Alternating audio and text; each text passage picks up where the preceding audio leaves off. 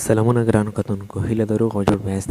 زه نن ورځ بیا هم تاسو ته له یو نوي ویډیو سره راغلم. ملګرو، دغه ویډیو کې غواړم تاسو ته د اپلیکیشن جوړولو دریمه برخه باندې فایل وکړم. که څه هم موږ په لومړنۍ سر کې په لومړنۍ مخ مینیو لیست باندې غږېدلي وو او دلته مو خپل لومړنۍ مخ مینیوګانې او لیستونه جوړ کړي وو. نو راځو دلته پاڼو باندې خبره کوو. نو ستاسو څخه په لومړنۍ سر کې نورو برخو نه وي تعقیب کړی، نو لومړنۍ سر کې لومړنۍ برخې تعقیب کړی دی. نو لومړنۍ برخو لینک به ما تاسو ته په ډسکریپشن کې ښودلی، تاسو کولی شئ له هغه ځای څخه ترلاسه کړئ تر څو تاسو په اپلیکشن جوړولو باندې بشپړ ډول سره پوه شئ. په لومړۍ سر کې غوښتنه کوم که زموږ چینل څخه په لومړي ځل لیدنه کوئ، زموږ چینل هم سبسکرایب، ویډیو لایک کړئ، شیر کړئ او زموږ سره تر پایه پاتې شئ. لومړی به تاسو پاڼې ته راشئ، ارزو پاڼې باندې کلیک کوو، دلته به منځپانګې ته راشئ، منځپانګې باندې کلیک کوو، دلته به دغه ځای باندې کلیک وکړئ او دلته به صفحې نوم ورته ولیکئ. راځم او صفحې به ورته ولیکئ. ګورئ، لومړنۍ صفحه ته به دوهمه صفحه ورته ولیکو.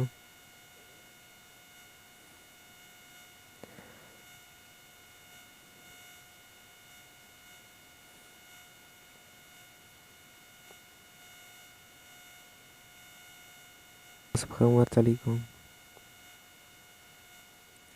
تاسو کولی شئ هر څومره صفحې غواړئ دلته یې لیکلی شئ. نو زه نورو صفحو څخه صرف نظر کوم، همدومره بس دی. تاسو کولی شئ هر څومره مو چې خوښه وي ورته اضافه کولی شئ.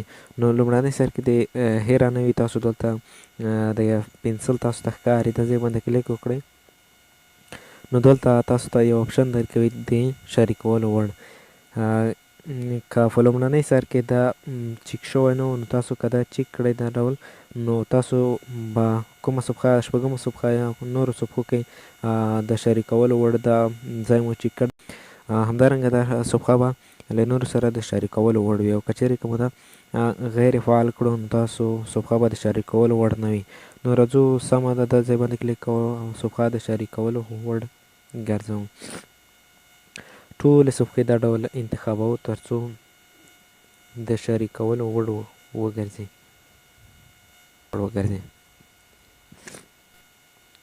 راځو خوندي کړئ، د ځای باندې کلیک کوو.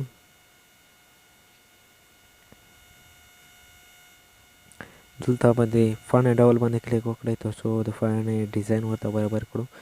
نو لومړنۍ صفحه ډیزاین کوو، دلته به کلیک وکړئ. څه ډول سره لومړنۍ صفحه ښکاري. نو ګورئ دا ډول سره لومړنۍ صفحه ښکاري.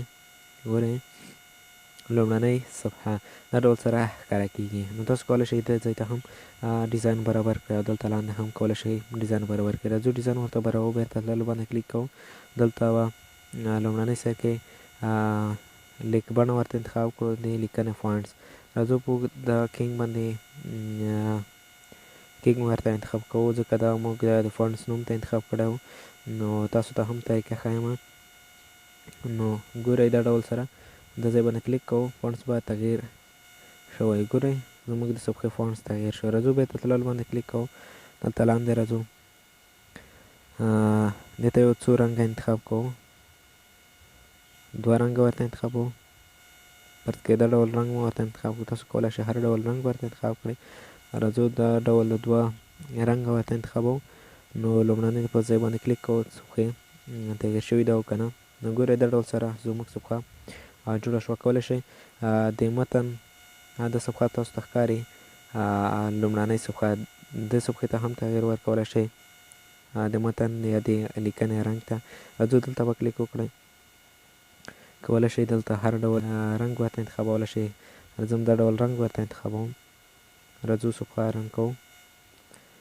نو ګورئ دا ډول صفحه رنګ به اخیستی وي. تاسو کولی شئ هر ډول رنګ ورته انتخاب کړئ. زه فرض کړئ لومړنۍ سپین رنګ ورته انتخابوم. نو تاسو کولی شئ هر ډول رنګ ورته انتخاب کړئ.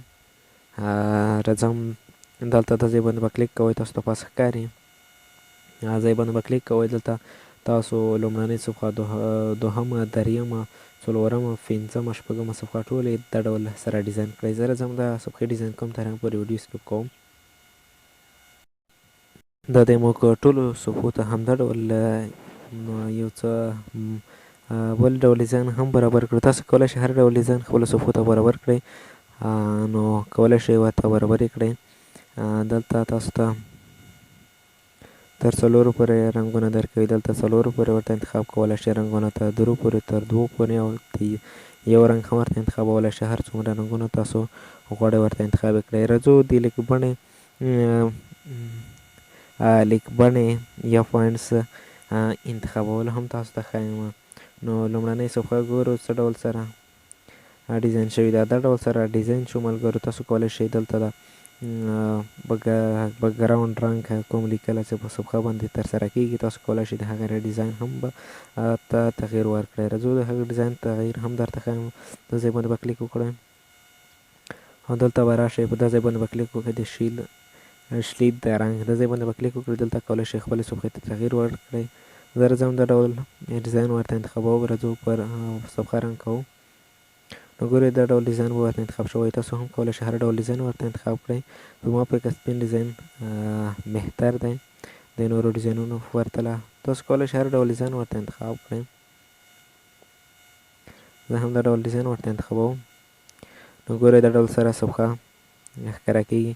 نو راځو خوندي کړئ. د دې باندې کلیک کوم.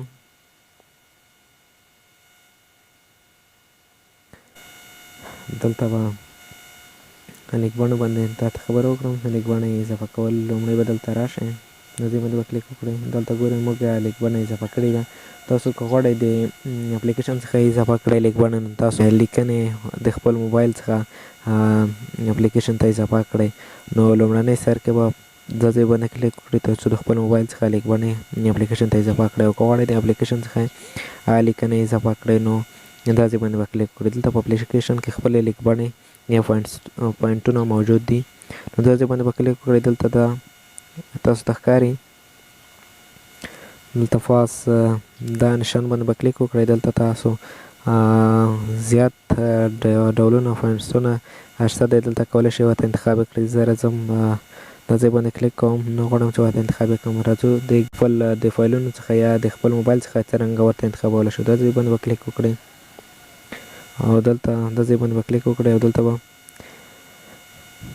نیو لیک باندې فایل اضافه کړئ. دا ځای باندې به کلیک وکړئ. دلته کولی شئ د خپل موبایل څخه اضافه کړئ. ګورئ دا ځای باندې به کلیک وکړئ. زه خپل موبایل څخه اضافه کوم. کولی شئ تاسو هم د دې ځای څخه خپلې لیک بڼې ورته اضافه کړئ. او که غواړئ چې زه تاسو دا لیک بڼې زموږ په ټلګرام چینل باندې اپلوډ کړم، تاسو غوښتنه کولی شئ، نو زه به تاسو ته دا لیک بڼې په ټلګرام چینل باندې اپلوډ کړم. نو درېیمه برخه هم تر همدې ځایه وه. تر بیا مو په خدای سپارم.